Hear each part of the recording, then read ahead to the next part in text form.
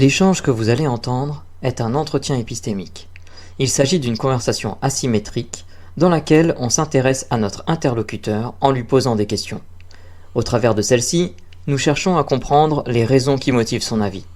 L'objectif principal de cette forme de conversation est de passer un moment agréable et mutuellement enrichissant. Et Pic Lérisson, est-ce bien ça ton pseudo? Oui, bonjour. Non, c'est Pic l'hérétique, mais... Ah, je voyais pas. J'ai pas le pseudo en entier, mais c'était sympa, Pic Lérisson. Pic l'hérétique, ça peut être sympa aussi. Mais j'aime beaucoup. Pic Hérite. C'est une bonne idée. Comment vas-tu? Très bien, très bien. Ça fait un moment que j'écoute. Non, bah écoute, ça fait 2 heures que j'écoute, donc. Voilà. Félicitations, beau score. Bah tu sais quoi? Là, tu vas avoir 15 minutes et tout le monde va t'écouter. Je déballe ou Ah bah, c'est avec qui que je fais du coup le truc? je crois que c'est avec moi. Désolé pour Ok. toi. Non, mais c'est parfait. Alors moi, déjà, je vais peut-être être un peu à contre-courant puisque, alors déjà pour préciser, j'ai une foi. Voilà, je le dis pas forcément toujours sur TikTok, mais je vais être franc avec ça pour que voilà vous sachiez que moi j'adhère à un courant philosophique / religieux, voilà. Et pour autant, je considère je n'attends pas qu'on respecte les croyances. Et donc je dirais plutôt même que il n'y a aucune obligation à respecter les croyances en général, et je n'attends pas non plus qu'on respecte ma croyance. Alors quelle qu'elle soit, parce que là je dis pas du tout ce que c'est. Voilà, je pourrais dire elle est bonne, elle est mauvaise, ça ne serait que ma parole. Voilà, déjà ce serait subjectif. Et alors moi, pourquoi est-ce que j'en suis venu à cette idée, c'est parce que mon courant de pensée est considéré comme hérétique par 99% des chrétiens aujourd'hui. Donc c'est un courant chrétien. Et donc déjà dans mon état personnel, je ne suis pas respecté par la plupart des gens, que ce soit des croyants ou des non-croyants. Non pas par rapport à ce que je crois, parce que voilà, on ne sait pas si c'est bien ou pas, mais simplement parce que j'adhère à une pensée qui est divergente. Et donc déjà de ce point de vue-là, je n'attends pas à être respecté, puisque au sens plutôt où c'est mes idées qui n'ont pas forcément être respectées, comme moi je ne respecte pas toutes les idées. Par exemple, je suis opposé à l'idée d'un Dieu créateur bon, hein, parce que je suis dualiste, donc je considère que le monde est mauvais, et donc d'un point de vue agnostique, s'il y a un créateur, alors je pense que le créateur serait le diable. C'est une pensée qui est très hérétique. Et donc, cette pensée-là, je comprends qu'il y a des gens qui la respectent pas, parce qu'ils seraient pas d'accord. Et à l'inverse, moi, je ne suis pas d'accord avec cette idée d'un Dieu créateur bon, comme on retrouve justement dans la majorité des monothéismes. Donc, je vais pas forcément avoir un respect envers la croyance en question, mais par contre, je vais distinguer, et un peu comme d'autres personnes avant, l'humain de la croyance. Alors j'ai pas forcément envie de dire le croyant et la croyance, parce que je vois pas trop la différence, mais par contre je vais plutôt reconnaître l'humain, et je vais dire que ce qui est important, c'est de reconnaître son humanité et la dignité de la personne humaine qui est derrière, et de pas essentialiser sa pensée en lui, quoi. Ok. Alors je vais essayer de reprendre un peu tous les éléments que tu m'as donné, parce que c'était intéressant. Tu me dis si je me trompe, hein, si j'ai bien tout compris, parce que j'ai pas toujours tout lu Freud, mais je vais essayer quand même.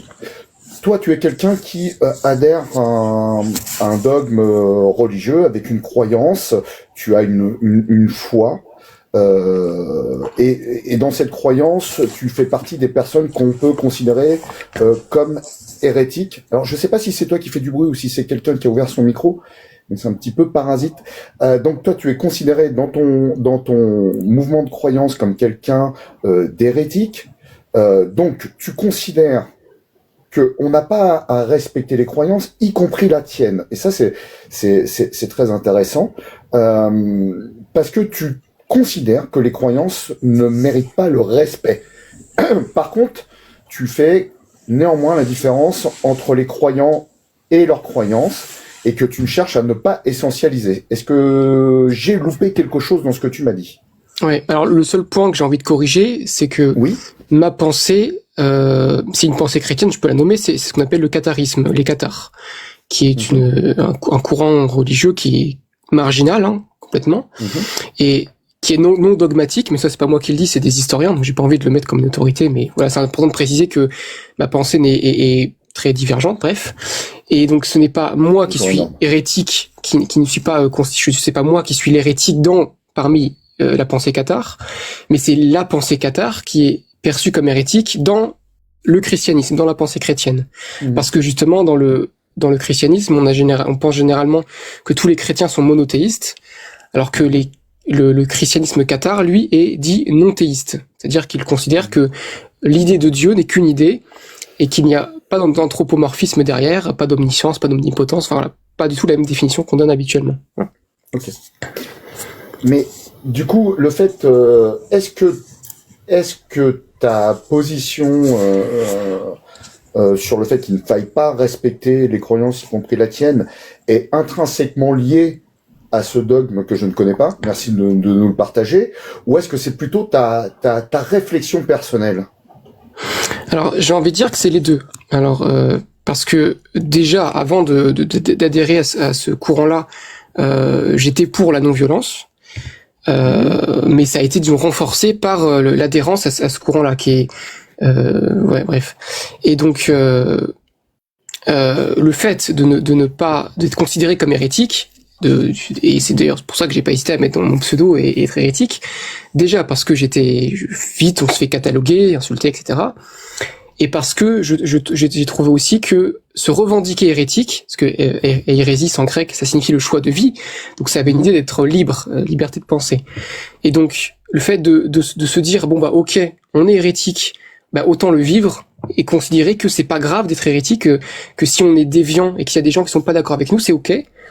Bah j'ai adhéré à l'idée. Donc je me suis dit que les gens ne respectent pas ma pensée parce qu'ils ne sont pas d'accord, comme moi je suis pas d'accord forcément avec les autres, c'est pas gênant. Tant que il y a ce respect de l'humain. Alors du croyant ou de la personne, ça dépend comment on le nomme, mais d'une reconnaissance vraiment de l'humanité et finalement d'être bienveillant vraiment avec la personne. Et du coup, quand on attaque les idées ou les croyances des êtres humains, est-ce qu'on est forcément bienveillant? Alors, à mon avis, on peut critiquer une pensée en étant bienveillant. Parce que quand on est bienveillant, ça veut dire veiller au bien. Donc, veiller au bien de la personne.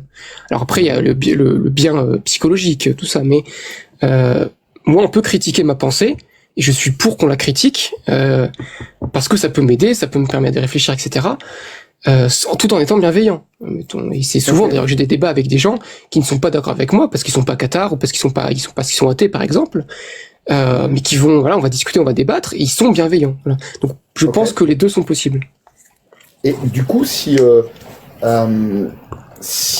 des personnes se mettent à attaquer de façon virulente les idéologies ou les croyances des personnes avec une approche malveillante, est-ce que tu considérerais toujours qu'on peut se permettre totalement de critiquer toutes les croyances? Alors moi, je resterai toujours sur le fait qu'on doit critiquer, mais avec bienveillance, donc avec des arguments, avec de la rationalité, avec un discours apaisé. Voilà. Il ne doit pas y avoir, parce que si on critique une pensée et qu'on est malveillant dans cette critique, je pense pas qu'on soit totalement que dans la critique de la pensée. Moi, je sais pas, mais à mon avis, ça doit rester dans la non-violence. Du coup, est-ce que tu penses que il est impossible d'être malveillant? Non, je vais le faire autrement. Est-ce qu'il est possible, d'être malveillant en critiquant les idéologies ou les croyances des personnes dans la non-violence et avec la rationalité? Je suis pas sûr d'avoir tout compris. Excuse-moi. Ouais, c'est moi, je suis désolé. Parce que en fait, elle trotte dans ma tête cette question. Ce que tu as dit, tu es OK pour qu'on critique les croyances des personnes, mais il faut que ça soit rationnel et bienveillant, et non violent. Du coup, est-ce qu'il est possible de critiquer une idéologie de façon rationnelle, non violente, tout en étant malveillant? Ah bah non, enfin, moi en tout cas je ne serais pas d'accord avec cette idée-là. Qu'il y ait des gens qui critiquent de manière rationnelle tout en étant malveillants, ça existe, c'est sûr. Maintenant, je ne serais pas d'accord, même si la critique est rationnelle, argumentée, totalement, enfin, je veux dire, on peut rien reprocher à la critique en soi. Si la personne est malveillante, je serais opposé à cette critique-là, mais pas à la critique en tant que telle, mais au procédé, à la forme. Ouais, parce que c'est un peu ce que j'allais te poser comme question à l'issue de ça. C'est à quel point, pour toi, la critique doit être forcément bienveillante. Est-ce que pour toi, une critique juste et bonne peut être pas très bienveillante? À mon avis, si on est malveillant, la critique ne peut pas être bonne. C'est-à-dire que si on critique une pensée, en général, c'est parce qu'on estime qu'elle est mauvaise, justement, ou pas juste. Okay. Donc, okay. Si on est bienveillant, c'est parce que parfois on veut aider la personne à réfléchir, à faire de l'introspection. C'est ce qu'on fait beaucoup dans les débats religieux, athées, etc. C'est justement parce qu'on part du principe que notre pensée est meilleure que la personne qui est en face. Donc, il y a une certaine volonté de bon. Mais si on est malveillant, alors on n'est plus du tout dans cette volonté d'aider la personne. Donc, à mon avis, on ne sera plus dans une critique bonne. Que penser des personnes qui sont déconverties de mouvements d'idéologie politique radicale ou de la psychanalyse ou de mouvements sectaires et qui vont surinvestir une critique acerbe et destructrice du milieu auquel ils ont appartenu, sachant que c'est extrêmement malveillant leur démarche, mais est-ce que on devrait leur retirer le droit du coup? Le droit de quoi? J'ai pas compris. De critiquer de façon malveillante? Ah, alors non, leur retirer le droit, non, puisque je suis contre cette forme un peu d'impérialisme des idées où on devrait interdire aux gens de... Ma question était mauvaise. Est-ce que pour toi, du coup, ça serait quand même légitime? Pardon. De critiquer en étant malveillant? Oui. Non, parce que même, je considère que même si une personne a une idéologie que je jugerais mauvaise, c'est pas pour autant qu'on doit être malveillant. Parce que comme je disais tout à l'heure, reconnaître l'humanité chez une personne, à mon avis, c'est vraiment ça, l'acte d'humanisme, entre guillemets. C'est d'aller au-delà de la pensée de la personne et de reconnaître sa dignité. Voilà. Donc, une personne qui aurait subi des abus dans un mouvement sectaire ou idéologique, qui, en sortant de ce mouvement, attaque de façon très virulente et malveillante le gourou ou le leader de ce groupe, pour toi, ça serait légitime? Alors, je dirais que c'est légitime parce que je comprends qu'elle soit virulente, cette personne-là. Maintenant, je serais pas forcément en accord avec la violence qu'elle enverrait parce que je pense que ça serait pas forcément bonne pour elle-même. Mais je comprends. C'est-à-dire que je vais pas mettre de loi en disant c'est bien ou c'est pas bien ce qu'elle fait. Donc je vais pas dire. Donc c'est légitime de son point de vue, c'est légitime complètement. Mais puisque je rejette la violence sous toutes ses formes, je pense pas qu'il faille être intolérant. C'est un peu la question qu'on ressort souvent. Est-ce qu'il faut être intolérant avec les intolérants? Ben, je pense que non. Donc, est-ce que je comprends bien que pour toi, rien ne peut légitimer la violence, y compris idéologique ou physique, en ce bas monde? Oui, parce que je pense, mais ça c'est une pensée très, très personnelle, mais que dès qu'on fait preuve de violence, on a forcément des répercussions sur soi, sur sa pensée, sur sa philosophie, sur ses actes. Que la violence corrompt, hein, concrètement. Donc, et donc je ne crois pas, même de manière politique, soit philosophique ou politique, je ne crois pas que la violence ait jamais résolu quoi que ce soit. Je ne crois pas que ce soit une solution, même dans une situation de violence intrinsèque. Être violent, répondre avec la violence, je ne vois pas en quoi ça va nous faire sortir de la violence première, en fait. Ah, c'est dommage parce qu'on arrive bientôt à la fin et là tu viens de me donner un claim extraordinaire. Et j'aurais envie je vais quand même te poser la question et je vais essayer de déborder le moins possible. Sur une échelle de 0 à 100, à quel point pour toi la violence est absolument pas quelque chose à utiliser. 0, c'est il faut tout le temps être violent. 55, c'est non, il faut éviter de l'être, mais parfois c'est légitime. Et 100%, il n'y a aucun cas où la violence est légitime. Tu serais à combien? À 100, à mon avis, à 100. Ok. Demain, expérience de pensée. Hein. Je l'annonce, ça va être un peu péchu.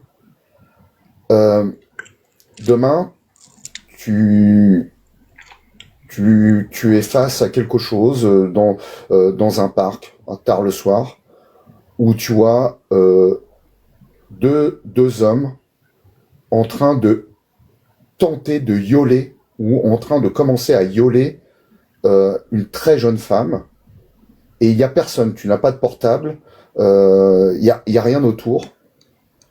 Est-ce que tu laisses faire ou est-ce que tu vas utiliser la violence pour essayer de sauver la personne? Non, en effet, j'interviendrai. Donc oui, peut-être que mon sang n'est pas judicieux. Mais non, oui.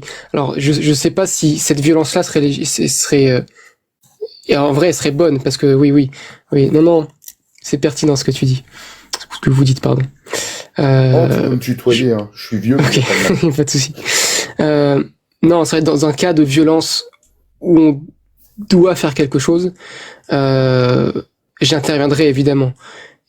Maintenant, est-ce que je serais fier d'avoir été violent? Sur si j'avais dû frapper la personne pour défendre la femme, je serais peut-être pas fier de la manière violente que j'ai eue. Mais bien sûr que j'aurais agi, puisque en termes de hiérarchie de la violence, la plus grande des violences, c'est de violer l'appel à la femme. Donc, si je dois me poser une violence, ce sera cette violence-là en première, quoi. Ouais. Ok. Je te remercie beaucoup pour ton honnêteté intellectuelle, parce que je sais que c'est un exercice qui est pas facile. On est arrivé au terme de ces 15 minutes. Je vais demander à mes collègues, comme ça fait 2 heures que t'entends, je pense que tu sais ce qui va se passer. Ils auront peut-être une question à porter qui n'apporte pas de réponse immédiate, mais à garder le lendemain sous la douche ou avant d'aller à la messe. Dans l'ordre, John Progix, avez-vous une question à porter? Alors, j'ai pas de question de mon côté. Alors, moi j'en ai peut-être une, mais je voulais être sûr que j'ai bien compris. Est-ce que tu as dit à un moment que tu faisais pas de différence entre la croyance et les croyants? Est-ce que j'ai compris juste et j'ai bien entendu? En fait, j'ai dit que je faisais plus la différence entre la croyance et l'humain, parce que justement, je suis pas encore sûr de cette différence entre croyance et croyant. Je serais pas me choisir, tu vois. D'accord. Alors, écoute, ma question portée, je pense qu'elle pourra peut-être t'apporter quelque chose dans cette réflexion-là. Imaginons que on fasse pas du tout la différence entre une croyance et puis un croyant. Est-ce que ça t'est déjà arrivé par le passé de changer d'avis sur un sujet important? Oui. Et du coup, est-ce que tu as eu l'impression de devenir une personne différente? Ou bien tu es resté la même personne avec juste une idée en moins? Non, à mon avis, j'étais plutôt une personne différente, en tout cas dans mon agir, tu vois. D'accord.